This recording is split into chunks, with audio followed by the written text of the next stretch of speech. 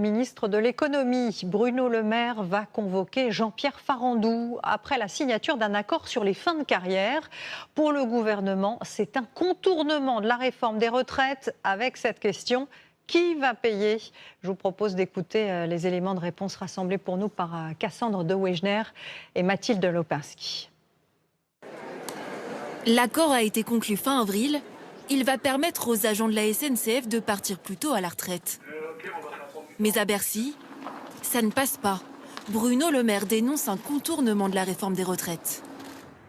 Cet accord n'est pas satisfaisant à mes yeux. Il y a eu un dysfonctionnement.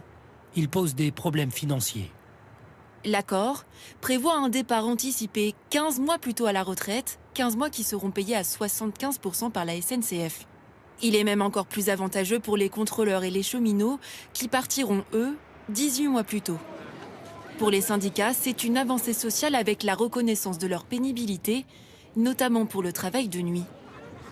C'est un accord qui est bon, c'est un accord qui est juste. Ce n'est pas parce qu'il y a eu une loi que nous avons contestée, qui est une mauvaise réforme, que ça nous interdit, nous, de négocier des bons accords.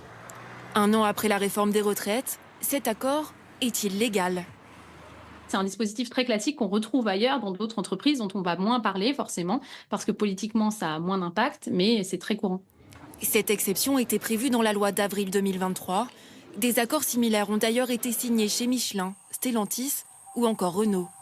Mais un tel dispositif a un coût pour la SNCF, 35 millions d'euros par an. Alors qui va payer? Faut-il craindre une hausse du prix des billets? Cet accord, il n'aura pas d'impact sur le prix des billets de train pour les voyageurs, parce que d'une part, c'est un montant qui est quand même assez anecdotique par rapport à l'ensemble des coûts de la SNCF.